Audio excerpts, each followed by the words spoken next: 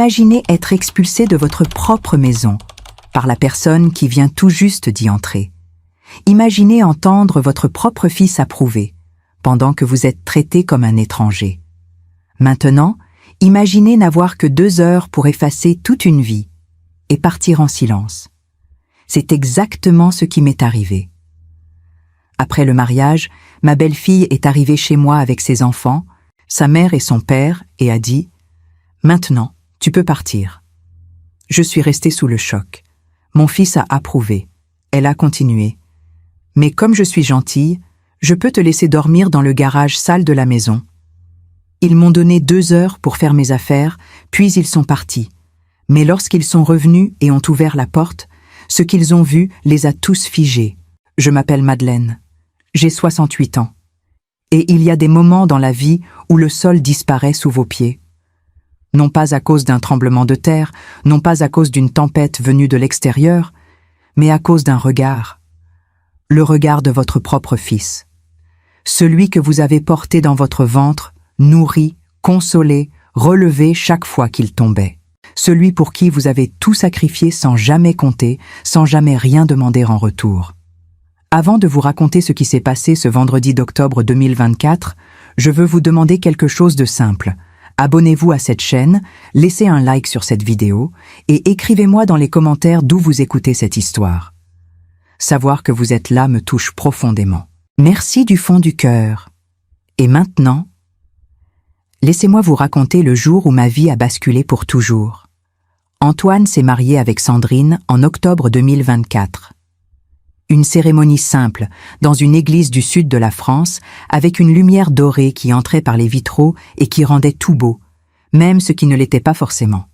J'étais là. Je souriais. Je pleurais de bonheur comme une mère qui voit son enfant construire sa propre vie et qui se dit que tout ce qu'elle a donné avait un sens. J'avais serré la main de mon fils à la sortie de l'église et je lui avais dit que j'étais heureuse pour lui. Et je l'étais vraiment. Parce que je croyais encore, à ce moment-là, que l'amour que j'avais donné pendant toute une vie avait construit quelque chose de solide entre nous, quelque chose d'indestructible, quelque chose que rien ni personne ne pourrait jamais effacer. Je regardais Sandrine ce jour-là et je me disais qu'elle allait être la femme qui rendrait mon fils heureux. Je lui avais souri. Elle m'avait souri en retour. Et je n'avais pas encore appris à distinguer un sourire sincère d'un sourire calculé. Cette leçon-là allait venir très bientôt, beaucoup trop vite. 3 semaines après le mariage, un vendredi en fin d'après-midi, j'ai entendu un bruit inhabituel dans l'allée devant la maison. Plusieurs voitures, des portières qui claquaient les unes après les autres. Des voix que je ne reconnaissais pas toutes. Je me suis approchée de la fenêtre du salon, j'ai écarté légèrement le rideau, et j'ai dû m'agripper au tissu avec mes 2 mains pour ne pas chanceler. Sandrine, ses parents, sa sœur, ses 2 enfants issus d'une première relation, des valises volumineuses posées sur le trottoir, des cartons fermés avec du ruban adhésif marron, des sacs plastiques remplis à ras-bord de vêtements, d'affaires, de tout ce que l'on emporte quand on déménage pour s'installer quelque part de façon permanente. Ils descendèrent des voitures comme des gens qui arrivent pour rester. Définitivement. Et Antoine était au milieu d'eux, les bras ouverts, le sourire aux lèvres, comme si tout cela était la chose la plus naturelle du monde. Comme si personne ne lui avait jamais dit que cette maison avait une propriétaire, et que cette propriétaire était encore bien en vie. Je suis descendue lentement, en tenant la rampe de l'escalier. J'ai ouvert la porte d'entrée. Et avant même que j'aie pu prononcer un seul mot, Sandrine a balayé le salon du regard avec cette expression de quelqu'un qui évalue ce qu'il va prendre, pas ce qu'il va respecter. Elle a regardé les meubles, les tableaux, les étagères remplies de livres, et elle a dit avec un sourire qui ne montait pas jusqu'à ses yeux. On peut rénover tout ça sans trop dépenser. Sa mère avait déjà ouvert les placards de la cuisine et regardait l'intérieur en penchant la tête de côté, comme une femme qui fait l'inventaire de ce qui lui appartient désormais. Son père inspectait le jardin par la fenêtre du couloir avec l'air d'un homme qui calcule en silence. J'ai regardé Antoine, mon fils, mon sang, et il a détourné les yeux sans dire un mot. C'est à ce moment-là que Sandrine s'est tournée vers moi, comme si j'étais un détail administratif à régler rapidement, et elle a dit d'une voix douce et ferme « Madame Madeleine, je crois qu'il vaut mieux que vous commenciez à faire vos valises. C'est chez nous, maintenant. » J'ai ouvert la bouche, mais elle n'a pas attendu ma réponse. Mais comme je suis gentille, elle a marqué une pause théâtrale, savourant chaque seconde. « Vous pouvez dormir dans le garage, pour l'instant. » Le garage où Henri rangeait ses outils avec une précision maniaque, où il y avait encore des cartons avec ses affaires que je n'avais pas eu le courage d'ouvrir depuis sa mort, où l'odeur du ciment froid et de l'huile de moteur ne s'était jamais dissipée depuis si longues années de deuil solitaire. J'ai regardé mon fils une dernière fois. Antoine. Il n'a pas levé les yeux. Et quand il a finalement parlé, sa voix était si basse que j'ai dû tendre l'oreille. « C'est mieux comme ça, maman. Maman. » Il m'avait appelé maman, et il me renvoyait dans le garage de ma propre maison. Sandrine a frappé dans ses mains comme quelqu'un qui clôt une réunion et a lancé « Vous avez 2 heures. Ce qui reste après, reste ici. » Et ils sont entrés, tous, sans me regarder, comme si j'avais déjà cessé d'exister. Je suis restée debout, au milieu de ce salon que j'avais construit pierre par pierre, entouré par leurs voix et leurs rires. Et là, quelque chose d'étrange s'est produit en moi. Pas de la colère, pas des larmes. Une certitude froide et absolue, remontée du plus profond de ma poitrine comme une flamme qui refuse de s'éteindre. Ce n'était pas ainsi que cette histoire allait se terminer. Parce qu'il y avait quelque chose que Sandrine ne savait pas, quelque chose qu'Antoine avait complètement oublié. Et ce secret allait absolument tout changer. Je suis montée à l'étage lentement, pas parce que mes jambes ne me portaient plus, pas parce que j'étais brisée, mais parce que chaque marche de cet escalier était une mémoire vivante, et que je voulais les sentir une dernière fois sous mes pieds avant que tout change. Sur cette marche-là, Antoine avait trébuché à 4 ans et je l'avais rattrapé dans mes bras, le cœur battant à tout rompre, en remerciant le ciel qu'il n'est rien. Sur celle d'après, Henri et moi étions montés ensemble le soir du réveillon de l'an 2001, une bouteille de Bordeaux à la main, sans personne d'autre au monde que nous deux, en riant de quelque chose dont je ne me souviens plus, mais que j'entends encore résonner dans ce couloir chaque fois que je passe devant. Ces marches n'étaient pas du bois et du vernis. Elles étaient du temps. Elles étaient du sang. Elles étaient moi. Et en ce vendredi d'octobre 2024, chaque pas que je faisais vers le haut portait le poids de tout ce que j'avais construit et de tout ce que l'on essayait de m'arracher sans le moindre remords, sans la moindre honte. En bas, j'entendais les voix de Sandrine et de sa mère qui parlaient fort, sans retenue, sans la moindre gêne, comme des femmes qui ont déjà pris possession de quelque chose et qui n'ont plus aucune raison de se retenir. La mère de Sandrine disait que la chambre du fond serait parfaite pour les enfants.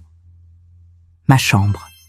La chambre où Henri avait dormi pendant 27 ans à mes côtés. La chambre où j'avais pleuré sa mort en silence pendant des nuits entières, les mains crispées sur son oreiller qui gardait encore son odeur pendant des semaines après sa disparition.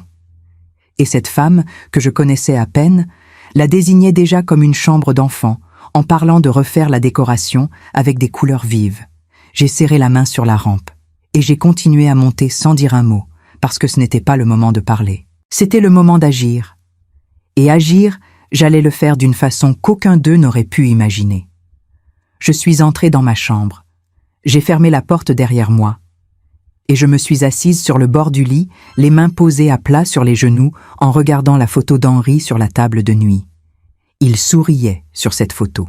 Ce sourire qu'il avait toujours eu quand il ne savait pas quoi dire, mais qu'il voulait que je sache qu'il était là, présent, attentif, de mon côté. Je lui ai parlé en silence, comme je le faisais souvent depuis sa mort, dans ces moments où la maison devenait trop grande et trop lourde pour être supportée seule. Je lui ai dit que quelque chose se passait, que notre fils avait fait un choix que je n'aurais jamais cru possible, que j'allais avoir besoin de toute la force qu'il m'avait appris à avoir pendant les 40 années que nous avions vécues ensemble sous ce toit. Et j'ai senti, comme je le sentais toujours dans ces moments difficiles, que quelque part, il m'entendait encore. Puis je me suis levée, et je n'ai pas pleuré. C'est la chose la plus importante que je veux que vous compreniez à ce moment précis de l'histoire. Je n'ai pas pleuré, parce que les larmes viennent quand on est surprise. Or moi, Je n'étais pas entièrement surprise. Il y avait eu des signes. Des petites choses que j'avais observées depuis des mois, sans vouloir y croire complètement. La façon dont Sandrine regardait cette maison depuis le début, pas comme le foyer de la mère de son mari, mais comme un bien immobilier à acquérir. La façon dont Antoine avait progressivement cessé de me téléphoner seul, toujours avec elle à côté, toujours avec cette légère tension dans la voix d'un homme qui récite un texte qu'on lui a demandé d'apprendre. Les questions discrètes sur les documents, sur le testament, sur ce que Henri avait laissé. J'avais tout enregistré. En silence. Parce que les femmes qui ont traversé ce que j'ai traversé apprennent très tôt que l'attention est la meilleure des armures. Et j'avais été très attentive. J'ai ouvert le tiroir de ma table de nuit. Et j'en ai sorti une chemise cartonnée, bleu marine, usée sur les bords, avec un élastique beige si vieux qu'il était devenu presque cassant. Je l'avais mise là 6 semaines avant le mariage d'Antoine, après une conversation téléphonique avec Maître Fontaine, le notaire de notre famille depuis 1987, qui m'avait dit avec sa voix calme et professionnelle « Madeleine, je pense que vous devriez prendre certaines précautions. » Ce jour-là, j'avais regardé par la fenêtre le rosier qui commençait à bourgeonner, et j'avais pensé à tout ce que j'avais construit, à tout ce que je refusais de laisser prendre. Et j'avais dit oui. Prenons les précautions nécessaires.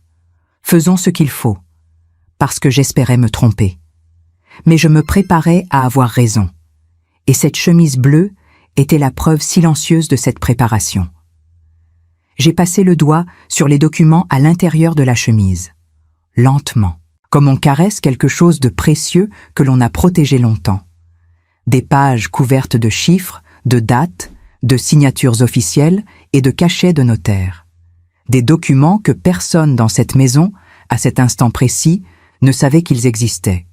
Ni Sandrine, ni sa mère qui choisissait déjà mes meubles, ni son père qui inspectait mon jardin, et surtout pas Antoine, qui avait baissé les yeux plutôt que de défendre sa propre mère. J'ai refermé la chemise doucement, et pour la première fois depuis que j'avais vu ces voitures s'arrêter dans mon allée, j'ai souri. Pas un sourire de joie, pas un sourire de vengeance. Un sourire de quelqu'un qui sait, qui a toujours su, et qui a attendu patiemment le moment où ce savoir deviendrait absolument nécessaire. Ce moment était enfin arrivé, et dans quelques heures, ils allèrent comprendre exactement ce que cela signifiait. Pendant qu'ils étaient en bas à réorganiser ma cuisine, à déplacer mes affaires comme si elles n'avaient aucune valeur, pendant que j'entendais le bruit des placards qu'on ouvrait et qu'on fermait, des tiroirs qu'on vidait sans ménagement, des voix qui décidèrent de l'avenir de chaque objet que j'avais choisi avec soin pendant 43 ans, moi j'étais assise sur le bord de mon lit avec le téléphone dans la main. Et je faisais quelque chose que personne en bas n'aurait imaginé. Je ne pleurais pas, je ne priais pas, je n'appelais pas une amie pour me plaindre et chercher du réconfort. J'appelais Maître Fontaine, le notaire qui s'occupait des documents de notre famille depuis qu'Henri et moi avions acheté cette maison en 1987. L'homme qui, 6 semaines plus tôt, m'avait dit avec sa voix posée et précise « Madeleine, prenez vos précautions ».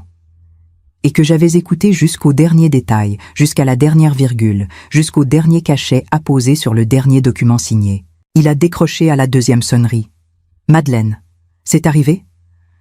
J'ai regardé autour de moi une dernière fois, la fenêtre qui donnait sur le jardin.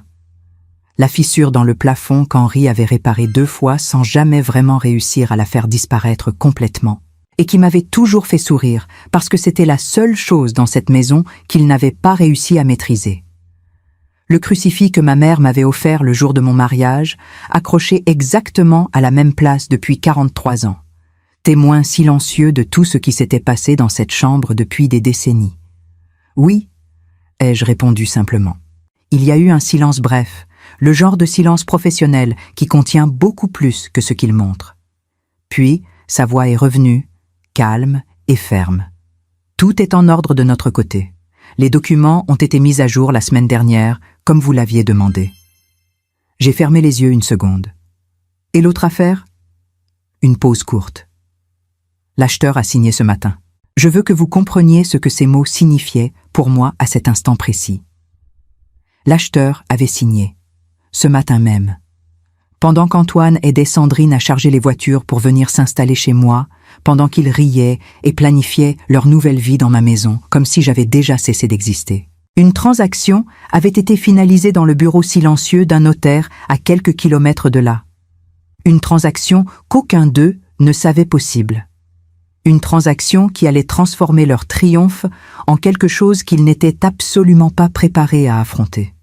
Une transaction que j'avais préparée avec soin, avec patience, avec cette détermination calme que l'on acquiert quand on a passé une vie entière à construire et qu'on refuse catégoriquement de laisser détruire ce que l'on a mis des décennies à bâtir. J'ai dit à Maître Fontaine, « Venez maintenant, amenez votre assistant. » Il a répondu, « Nous serons là dans 1h30. » J'ai raccroché sans ajouter un mot de plus.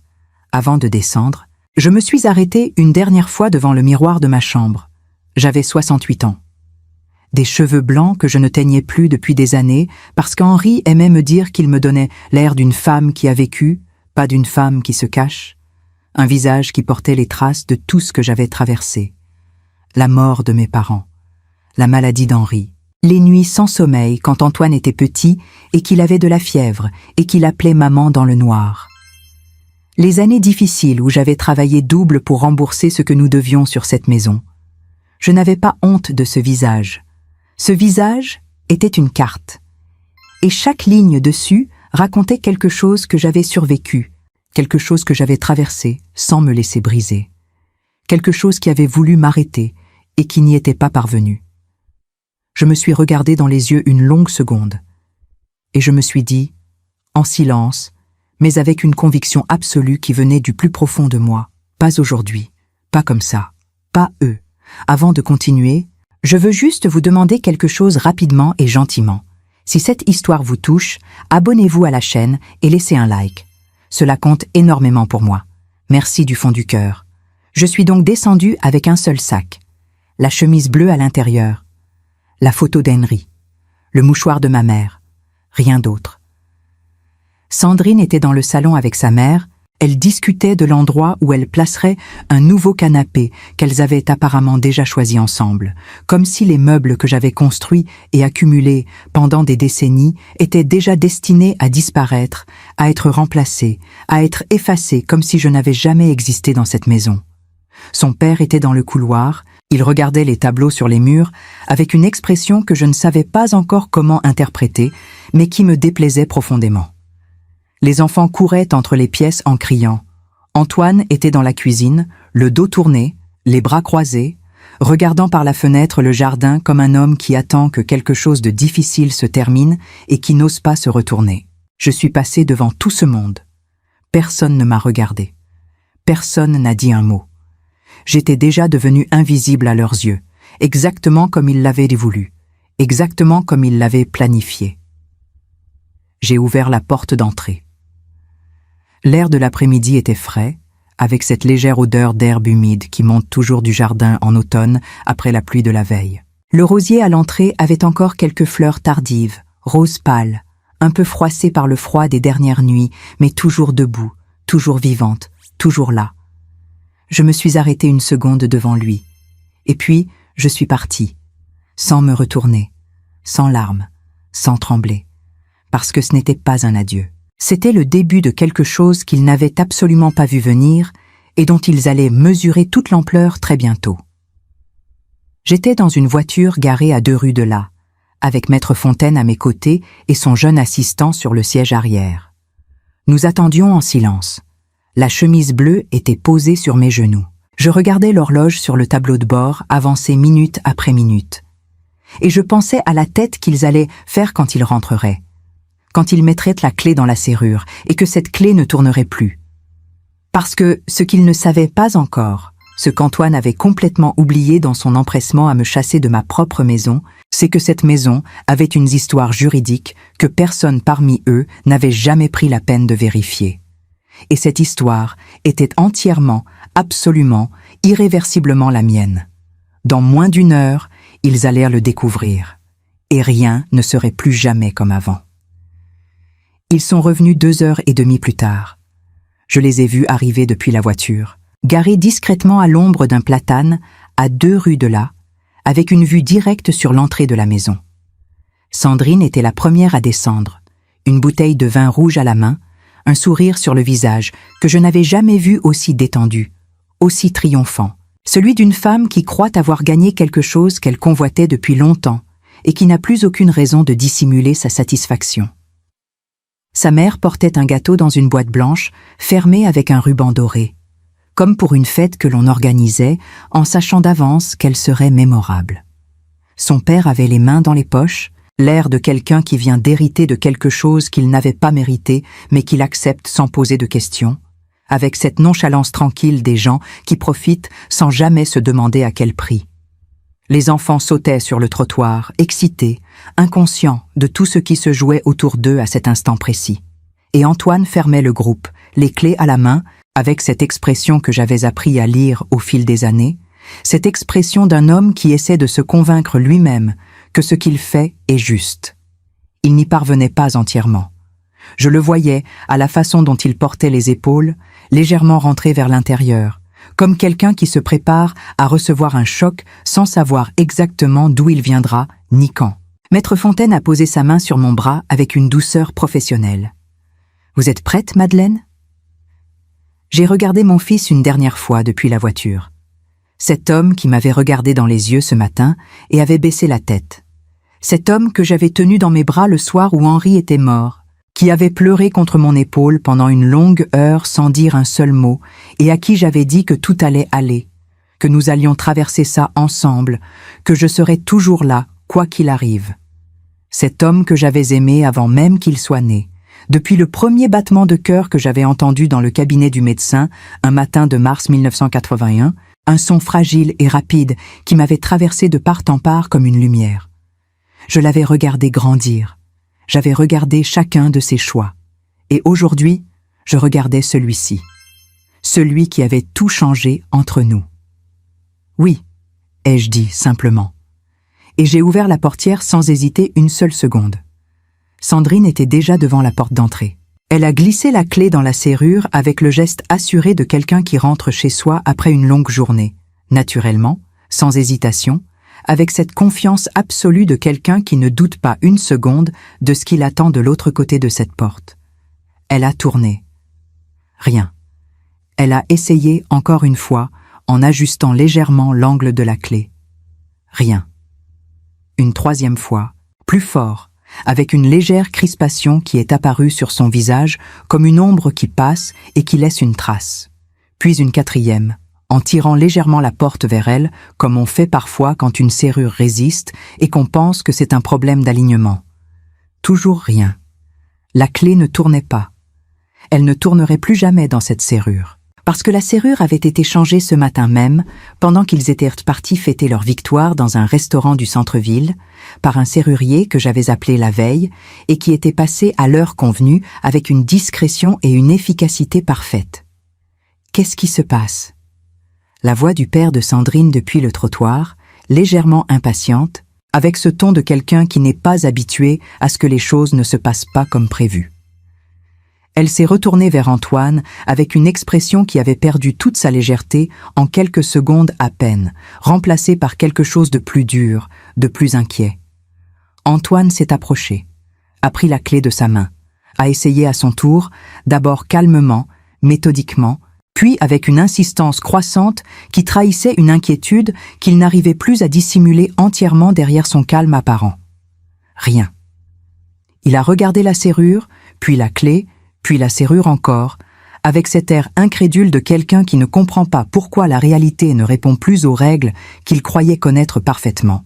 La mère de Sandrine a dit quelque chose à voix basse. Le père a tenté à son tour en donnant une légère pression sur la porte. Toujours rien. Et c'est à ce moment précis, dans ce silence qui commençait à devenir lourd et pesant sur le trottoir, que je suis descendu de la voiture, lentement, avec la chemise bleue sous le bras et le sac sur l'épaule, sans précipitation, sans théâtre, sans le moindre geste inutile.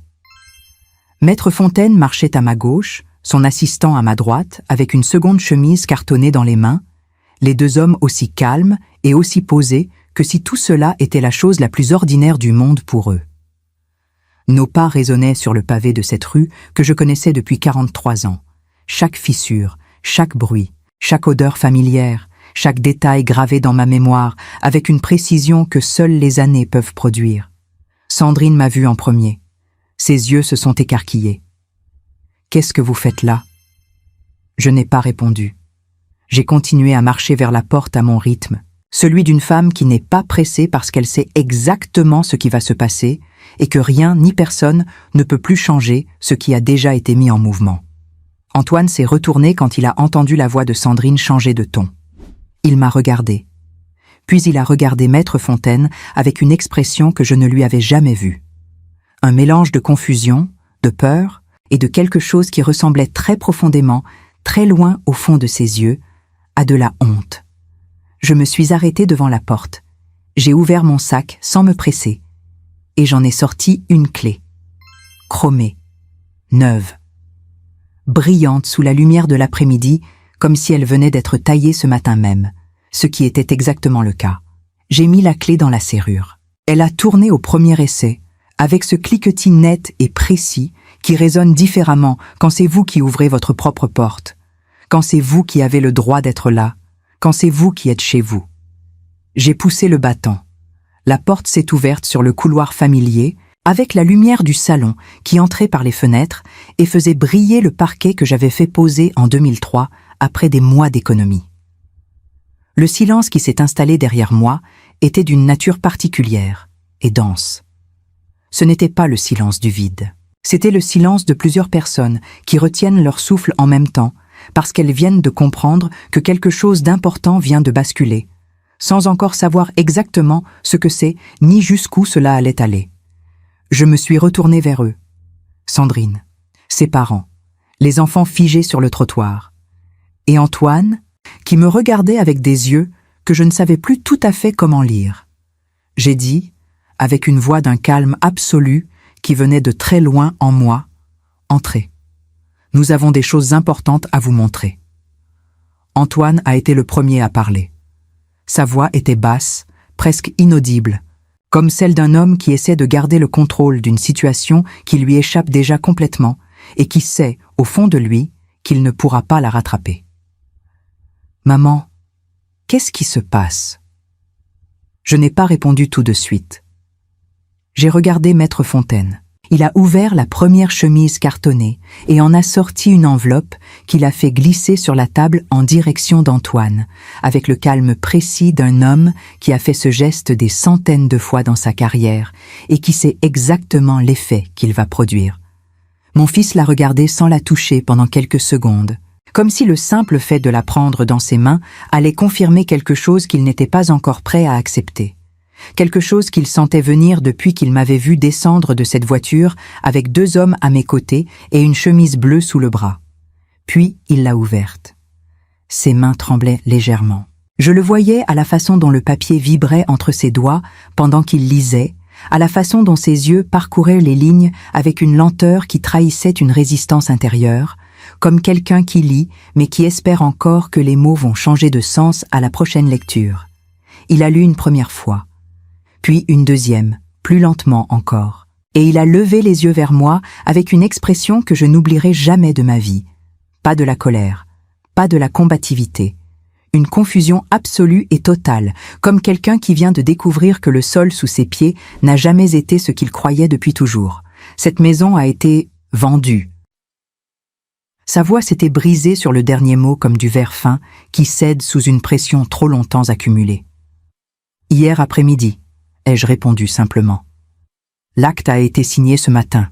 Sandrine a tendu le bras et a arraché le document des mains d'Antoine avec un geste brusque qui trahissait toute l'agitation qu'elle essayait de dissimuler sous son calme apparent depuis qu'elle était entrée dans cette pièce. Elle a lu. Vite d'abord, les yeux qui balayaient les lignes avec une urgence croissante, puis plus lentement, comme si elle espérait que ralentir allait changer ce qui était écrit sur ces pages officielles. Sa mère s'est penchée par-dessus son épaule pour lire avec elle, les lèvres serrées, le front plissé d'une façon qui vieillissait son visage de 10 ans en quelques secondes. Le père est resté debout près de la fenêtre, les bras croisés, sans rien dire, avec l'expression d'un homme qui commence à comprendre que la situation ne va pas du tout dans le sens qu'il avait prévu et pour laquelle il n'a aucune réponse préparée. et Sandrine a reposé le document sur la table avec une précision excessive et forcée. Ce geste caractéristique de quelqu'un qui essaie de rester maître de lui-même, alors que quelque chose à l'intérieur commence à s'effondrer rapidement et sans pouvoir être retenu. « Ce n'est pas possible », a-t-elle dit. Sa voix était blanche, vidée de toute la chaleur triomphante qu'elle avait eue 2 heures plus tôt en descendant de la voiture avec son vin et son sourire de victoire facile. Cette maison appartient à Antoine. Il est le fils. C'est son héritage naturel. Maître Fontaine a répondu avec la sérénité absolue d'un homme qui a passé 30 ans à expliquer la loi à des gens qui auraient préféré ne pas l'entendre et qui ne se laissent jamais déstabiliser par les émotions des uns ou des autres. Madame, cette propriété a toujours été enregistrée exclusivement au nom de Madeleine Villeneuve. Il n'y a jamais eu de partage, jamais eu de transfert, jamais eu de copropriété d'aucune sorte depuis l'acquisition en 1987. Vous n'avez jamais eu, et vous n'avez toujours pas, le moindre droit légal sur ce bien immobilier. Le silence qui a suivi ces mots était d'une qualité particulière et lourde. Ce n'était pas le silence du calme. C'était le silence de plusieurs personnes qui encaissent en même temps quelque chose de très lourd, chacune à sa façon, sans savoir encore comment réagir ni quoi dire pour renverser une situation qui leur échappe complètement. La mère de Sandrine a commencé à parler fort. Sa voix montait, prenait de l'ampleur, remplissait la pièce avec des arguments qui auraient peut-être eu du sens dans un autre contexte, mais qui, ici, devant ces documents officiels soigneusement préparés et posés sur cette table, ne pesaient absolument rien du tout et ne changeaient rien à la réalité juridique de la situation. Son mari a décroisé les bras et les a recroisés dans l'autre sens, sans rien dire. Le regard perdu quelque part entre la fenêtre et le parquet brillant, comme un homme qui cherche une sortie et qui n'en trouve pas.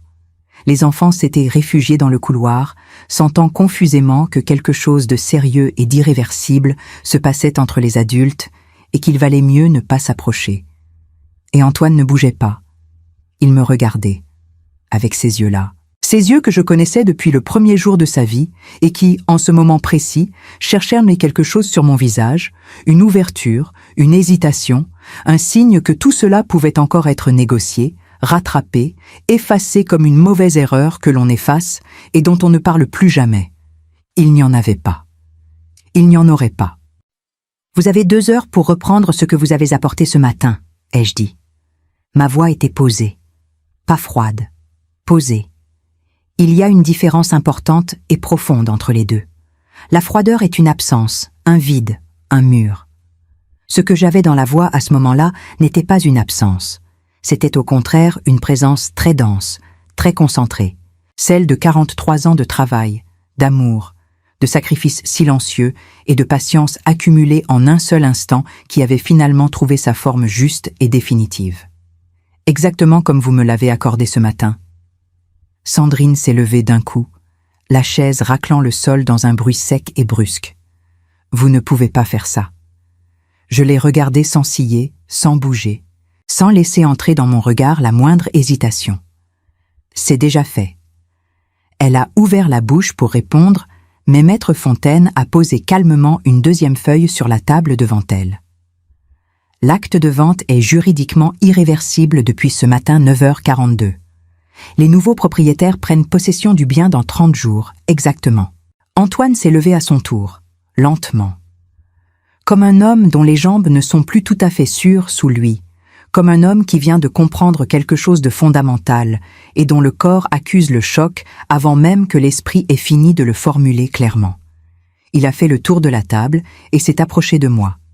Et là, avec une voix qui n'était plus celle du mari de Sandrine, plus celle de l'homme qui m'avait envoyé dans le garage ce matin avec ces mots terribles, mais celle du garçon que j'avais connu avant tout ça, avant qu'il change, avant qu'il choisisse, avant qu'il laisse quelqu'un d'autre décider à sa place de ce qui était juste et de ce qui ne l'était pas, il a dit très doucement « Maman, il y a autre chose, n'est-ce pas ?»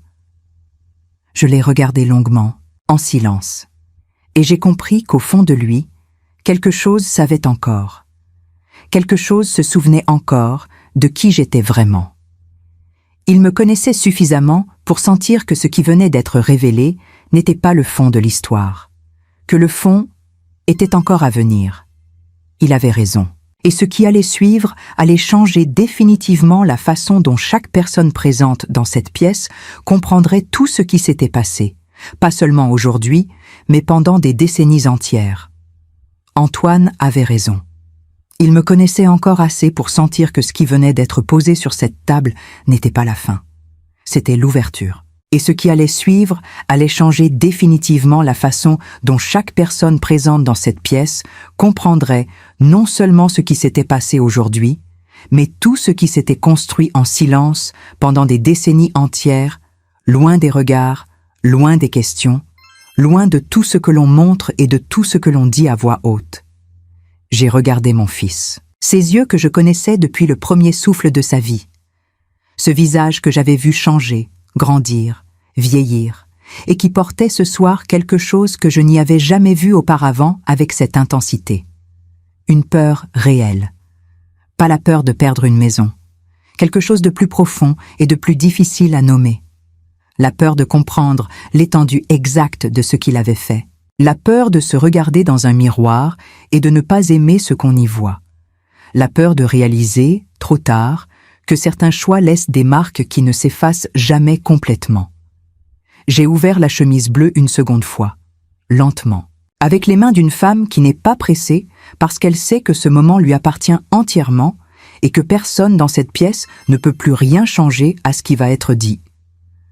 De l'intérieur, j'ai sorti des documents anciens, jaunissent sur les bords, avec cette teinte particulière du papier qui a vieilli à l'abri de la lumière pendant des années, protégé, gardés, conservés avec un soin que seul quelqu'un qui sait leur valeur peut apporter, organisés avec une méticulosité absolue, classés par date, par ordre chronologique, comme si quelqu'un les avait consultés régulièrement au fil des années et les avait toujours remis exactement à leur place avant de refermer le tiroir. Ce quelqu'un, c'était moi. Toujours moi. Durant 32 ans, ai-je commencé, avec une voix ferme qui ne tremblait pas, qui ne cherchait pas l'effet dramatique, qui disait simplement la vérité avec la clarté de quelqu'un qui n'a plus rien à cacher et plus rien à craindre. Ton père et moi avons fait quelque chose que tu ne savais pas, quelque chose que nous avons choisi de garder secret jusqu'au bon moment, jusqu'au moment où ce serait nécessaire. Le silence dans la pièce a changé de nature à ce moment précis, comme si l'air lui-même s'était densifié autour de nous. Ce n'était plus le silence de la défaite ou de la colère contenue. C'était le silence de gens qui sentent qu'ils sont sur le point d'entendre quelque chose d'important et qui ne savent pas encore si cette importance va les soulager ou les dévaster complètement. Sandrine a froncé les sourcils avec cette expression de quelqu'un qui essaie de devancer ce qu'il va entendre pour mieux s'y préparer. Sa mère a cessé de parler pour la première fois depuis qu'ils étaient entrés dans cette maison, comme si quelque chose dans ma voix lui avait signalé qu'il valait mieux écouter. Son père s'est redressé légèrement contre le mur, les bras toujours croisés, mais le corps légèrement penché en avant maintenant, comme quelqu'un qui prête attention malgré lui. Et Antoine a fait un pas vers moi. « Que voulez-vous dire, maman ?» Sa voix avait changé. Elle n'était plus défensive. Elle était incertaine, fragile, comme celle d'un enfant qui pressent une vérité qu'il n'est pas sûr de vouloir entendre, mais dont il sait déjà, quelque part au fond de lui, qu'elle va tout changer. Ton père et moi avons ouvert un investissement à ton nom, ai-je dit posément. Dès l'année de ta naissance, nous y avons versé chaque mois, sans exception, pendant 32 ans, en silence, sans jamais t'en parler, parce que c'était un cadeau que nous avons mis une vie entière à construire pour toi, brique après brique, en mois après mois, année après année. J'ai marqué une pause pour laisser ces mots exister pleinement dans l'espace entre nous avant de continuer. Parce que certaines choses méritent d'être entendues avant d'être poursuivies. Un cadeau pour le jour où tu te marierais. Pour le jour où tu construirais ta propre famille avec dignité et avec liberté. Pour que tu n'aies jamais besoin de prendre quoi que ce soit à qui que ce soit. Pour que tu sois libre, Antoine. Vraiment libre. Comme nous avons toujours voulu que tu le sois. Les mains de mon fils avaient commencé à trembler. Je le voyais clairement. Ses doigts qui cherchaient quelque chose à tenir et ne trouvaient rien à quoi s'accrocher. Ses lèvres qui bougeaient légèrement sans produire de son, comme quelqu'un qui répète intérieurement des mots avant de les dire et qui réalise qu'aucun de ces mots n'est à la hauteur de ce qu'il ressent en ce moment précis. J'ai retourné les documents vers lui lentement, en les faisant glisser sur la table avec une lenteur délibérée. Et j'ai dit, en laissant le silence durer 1 seconde de plus que nécessaire, parce que certains moments méritent d'être habités entièrement avant d'être prononcés, parce que certaines révélations ont besoin de leur propre espace pour produire tout leur effet. 5,3 millions d'euros. L'air a semblé disparaître complètement de la pièce d'un seul coup. La mère de Sandrine a porté la main à sa bouche dans un geste involontaire et immédiat. Son père a décollé du mur et s'est redressé d'un seul mouvement brusque, les bras qui se décroissaient automatiquement. Sandrine elle-même, qui avait gardé jusqu'ici une façade de femme qui contrôle la situation et qui ne se laisse pas surprendre facilement, a laissé apparaître sur son visage quelque chose qu'elle n'avait clairement pas voulu montrer. Ses yeux se sont écarquillés. Sa mâchoire s'est légèrement décrochée. Et pendant 2 ou 3 secondes, qui ont semblé durer bien plus longtemps que leur durée réelle, personne dans cette pièce n'a dit un seul mot. Parce que certains chiffres ont besoin de silence pour être vraiment entendus, pour être vraiment compris dans toutes leurs dimensions, pour que leur poids réel descende lentement dans la conscience de chaque personne présente et produise l'effet exact qu'ils méritent de produire. Maître Fontaine a ouvert une 3e chemise et a disposé les relevés sur la table avec méthode et précision, sans un mot, laissant les chiffres parler d'eux-mêmes avec une éloquence froide qu'aucun discours n'aurait pu égaler. « Ce n'est pas possible », a murmuré Sandrine. Sa voix n'avait plus rien de la femme assurée qui était entrée dans cette maison ce matin en évaluant mes meubles et en me disant avec ce sourire calculé que je pouvais dormir dans le garage. C'était la voix de quelqu'un qui refait des calculs en temps réel et qui réalise que tout ce qu'elle avait planifié, tout ce qu'elle avait organisé, tout ce qu'elle avait mis en place avec tant de soin et de patience reposait sur une erreur fondamentale et irréparable. Antoine regardait les documents posés devant lui sans les toucher, comme s'il pouvait le brûler. Et je l'ai vu, à cet instant précis, comprendre quelque chose que les mots seuls n'auraient jamais pu lui transmettre avec cette force. Il a compris que son père et moi avions passé 32 ans à construire quelque chose pour lui en secret, avec patience, avec amour, avec la certitude silencieuse et absolue que le jour viendrait où il en aurait besoin. Et que lui, pendant ce temps, avait baissé les yeux. J'ai fermé la chemise bleue avec un geste lent et définitif, comme on ferme un chapitre. Mais hier matin, avant que quiconque arrive ici, je suis allée à la banque. Et j'ai annulé la session. Antoine a levé les yeux vers moi, les lèvres entr'ouvertes. « Maman, tu ne peux pas avoir fait ça ?» Je l'ai regardé avec toute la clarté que j'avais en moi. « Ce n'a jamais été une question d'argent, Antoine. C'était une question d'amour.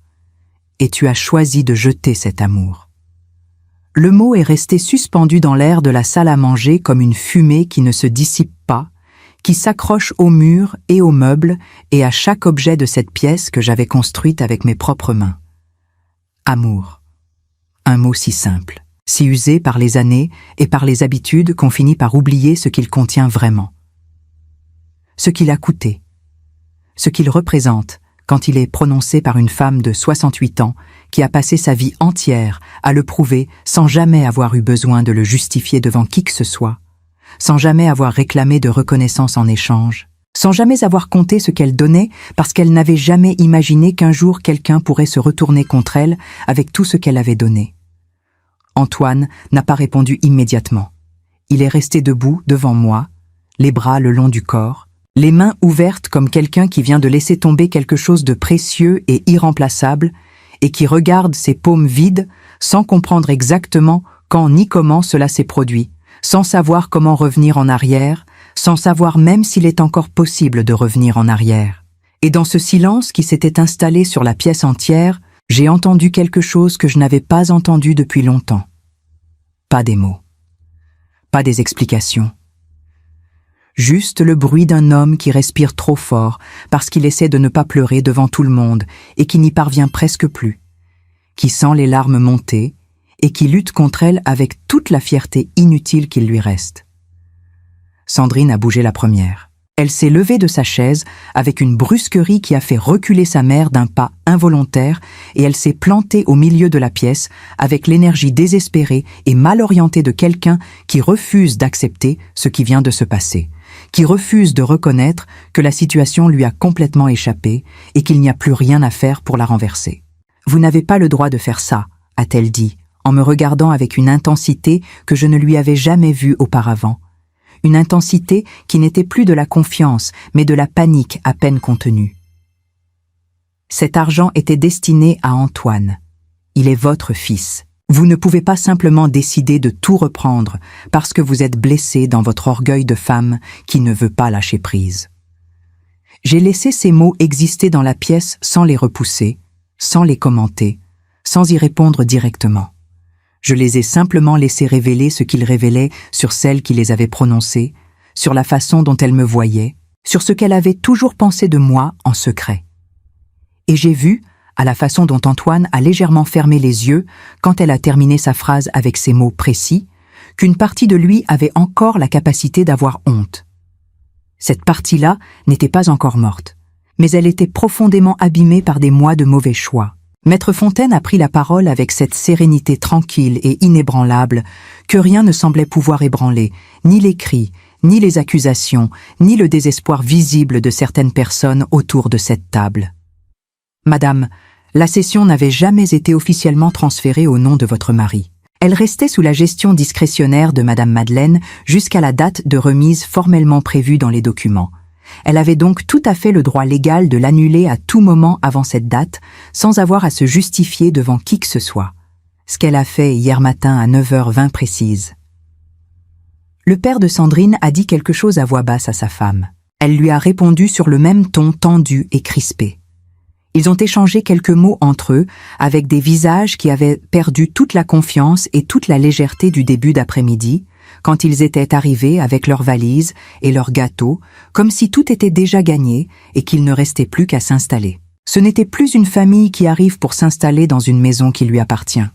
C'était une famille qui cherche comment sortir d'une situation qu'elle n'avait absolument pas prévue et pour laquelle elle n'avait aucun recours légal possible, aucune porte de sortie, aucune échappatoire. C'est à ce moment-là qu'Antoine s'est approché de moi une dernière fois ce soir. Il n'a pas regardé Sandrine avant de le faire. Il n'a pas cherché son approbation. Il n'a pas attendu sa permission. Il a simplement traversé la pièce avec des pas lents et incertains, et il s'est arrêté devant moi à une distance qui était exactement celle de quelqu'un qui veut parler mais qui ne sait pas s'il en a encore le droit, qui veut tendre la main mais qui craint qu'elle soit repoussée, qui veut retrouver quelque chose qu'il a lui-même contribué à détruire et qui ne sait pas si c'est encore possible. Maman. Sa voix était différente de toutes les voix que je lui avais entendues tout au long de cette journée épuisante et douloureuse. Différente de celle du matin quand il avait dit « c'est mieux comme ça » sans lever les yeux. Différente de celle de tout à l'heure quand il essayait encore de défendre une position qu'il savait lui-même être indéfendable. C'était la voix de l'enfant, celle qui existait avant tout le reste, avant Sandrine, avant les mauvais choix, avant ce vendredi d'octobre qui avait tout changé entre nous de façon peut-être irréversible. Je sais que je n'ai aucune raison de te demander quoi que ce soit après ce que j'ai fait aujourd'hui. Il a dégluti avec une difficulté visible. Mais je te demande quand même, s'il te plaît. Je l'ai regardé longuement, ce visage, ce fils, cet homme que j'avais fabriqué de mes propres mains, que j'avais porté dans mon ventre pendant 9 mois et dans mon cœur pendant 68 ans, sans interruption, sans condition posée, sans jamais demander quoi que ce soit en échange de tout ce que je donnais. Et j'ai senti, quelque part sous la douleur profonde et sous la certitude froide qui m'avait porté pendant toute cette journée interminable, quelque chose de très vieux et de très tenace, qui refusait de mourir complètement, qui survivait malgré tout ce qui s'était passé, qui résistait à tout. Pas de la faiblesse. Non. Quelque chose de différent et de bien plus complexe. Quelque chose qui ressemblait à une tristesse immense et silencieuse pour ce qu'il aurait pu être et qu'il n'avait pas choisi d'être, pour ce que nous aurions pu avoir et que nous n'aurions plus jamais exactement de la même façon. « Qu'est-ce que tu me demandes, Antoine ?» Il a baissé les yeux une seconde, puis les a relevés vers moi avec toute la vulnérabilité d'un homme qui n'a plus rien derrière quoi se cacher. Du temps, juste du temps. J'ai respiré lentement et profondément avant de répondre. Le temps, je ne peux pas te le donner. Il est déjà passé. Tout ce temps que j'ai mis à construire quelque chose pour toi. Je me suis levé de ma chaise. J'ai pris mon sac. J'ai regardé une dernière fois la table de la salle à manger. Ce bois que j'avais ciré tous les dimanches matins pendant des années dans le silence de la maison encore endormie. Ces chaises que j'avais choisies un samedi d'octobre 1994 avec Henri, qui disait qu'elles étaient trop chères et qui les avait achetées quand même parce qu'il aimait me voir heureuse et que mon bonheur valait toujours plus que ce que coûtait n'importe quelle chose. Puis j'ai regardé Maître Fontaine, qui a hoché la tête discrètement pour me signifier que tout était en ordre, que tout était terminé, que tout ce qui devait être fait avait été fait.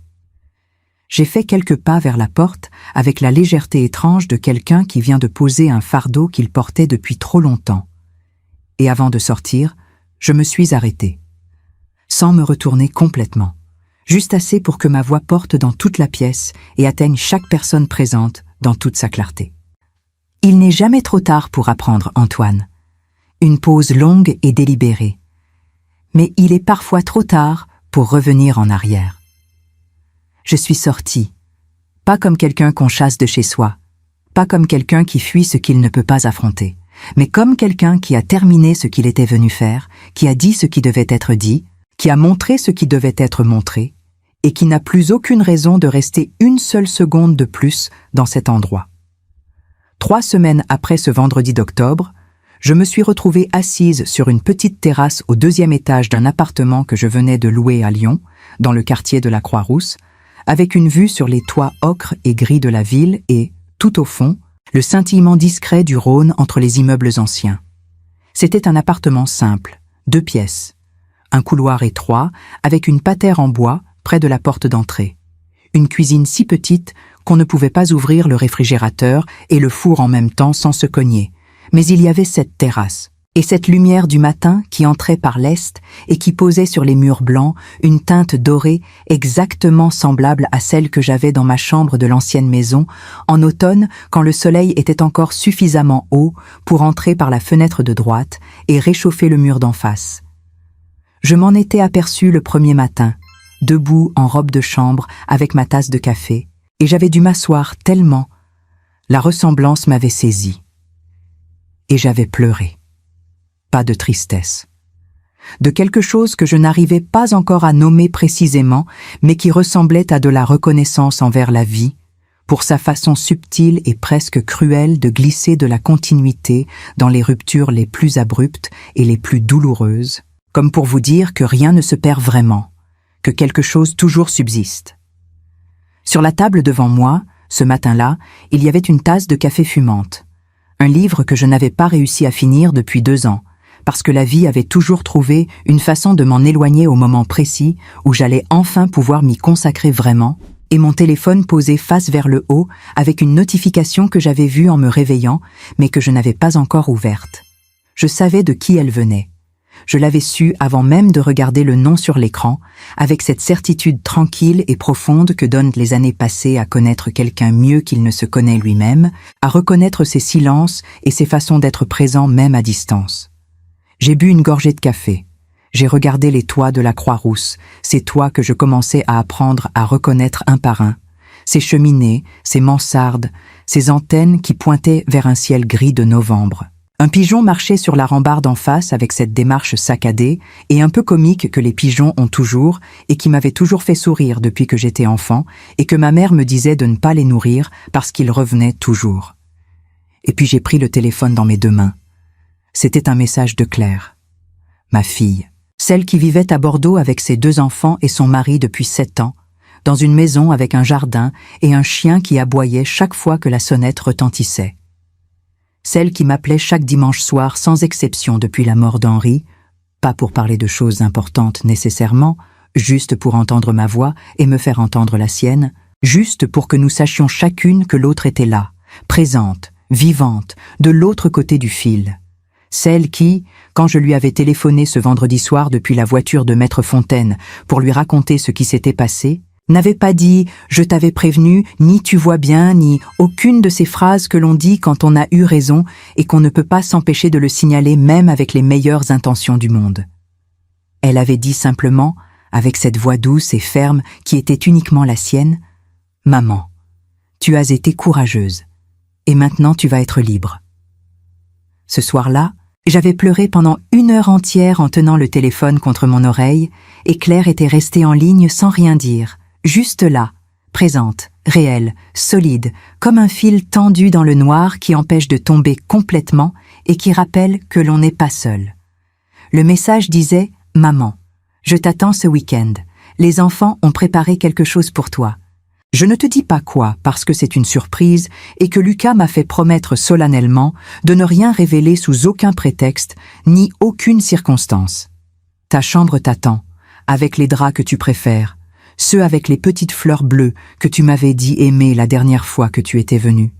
Et j'ai trouvé un rosier dans une pépinière ici, rose pâle, exactement comme le tien, celui que tu avais planté à l'entrée de la maison l'année du baccalauréat d'Antoine. Je l'ai planté devant ma porte la semaine dernière, dans un grand pot en terre cuite. Il n'a pas encore fleuri, mais le monsieur de la pépinière m'a dit qu'au printemps prochain, il serait absolument magnifique. Je t'aime, maman. Plus que tu ne le crois. J'ai relu le message 2 fois lentement. La 3e fois, je n'ai pas pu aller jusqu'au bout parce que les lettres se brouillaient devant mes yeux et que ma gorge se serrait d'une façon qui rendait la lecture impossible. J'ai posé le téléphone sur la table et je me suis laissé pleurer tranquillement, sans résister, sans essayer de contrôler ce qui montait, comme on se laisse enfin faire quelque chose qu'on a retenu trop longtemps et dont on découvre, en le laissant aller enfin, à quel point c'était lourd à porter seul. Ce soir-là, avant de commencer à préparer ma valise pour Bordeaux, avant de choisir les vêtements que j'allais emporter et de penser à ce que j'offrirais aux enfants en arrivant, j'ai reçu un autre message. Celui-là, je ne l'attendais pas ce jour précis, ou plutôt, je savais qu'il viendrait un jour, que ce n'était qu'une question de temps, mais je ne savais pas quand exactement, ni sous quelle forme il arriverait. C'était Antoine. Maman, je ne t'écris pas pour te demander quoi que ce soit. Je ne t'écris pas pour essayer de changer ce qui s'est passé, parce que je sais que rien ne peut être changé, et que tu as fait exactement ce que tu avais le droit de faire. Je t'écris parce que tu mérites de savoir la vérité. Sandrine et moi, nous sommes séparés il y a 10 jours. Ce n'est pas pour ça que je t'écris. Je t'écris parce que depuis ce vendredi, je n'arrive pas à dormir. Pas à cause de l'argent. Pas à cause de la maison. À cause de ton visage quand je n'ai pas levé les yeux. J'ai passé ma vie à te regarder construire et protéger et donner sans compter. Et je n'ai pas eu le courage de défendre ce que tu avais construit quand cela comptait vraiment. Je ne sais pas si tu peux me pardonner un jour. Je ne sais même pas si tu le voudras. Mais je voulais que tu saches que je sais exactement ce que j'ai fait. J'ai lu ce message une seule fois. Je ne l'ai pas effacé. Je ne lui ai pas répondu ce soir-là. Parce qu'à 68 ans, après tout ce que j'avais traversé, après tout ce que j'avais construit et perdu et reconstruit, j'avais appris une chose que personne ne vous enseigne vraiment dans les livres ni dans les conversations et que l'on ne comprend pleinement qu'en le vivant dans sa propre chair. Le pardon n'est pas une porte que l'on ouvre sur commande, sur demande, parce que quelqu'un a enfin trouvé les bons mots. C'est quelque chose qui mûrit à son propre rythme, dans sa propre obscurité intérieure, sans que personne puisse en décider la date, ni la forme, ni les conditions. Et peut-être qu'un jour j'ouvrirai cette porte, peut-être pas. Mais ce que je savais avec une certitude absolue et apaisante, en posant mon téléphone sur la table de cette petite terrasse de Lyon, en regardant le Rhône briller au loin sous le soleil froid de novembre, c'est que cette décision m'appartenait entièrement.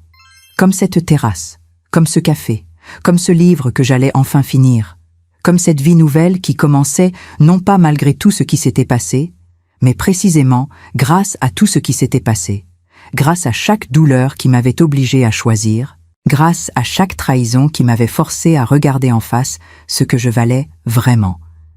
Et pour la première fois depuis très longtemps, je me sentais exactement là où je devais être, chez moi, en moi, libre.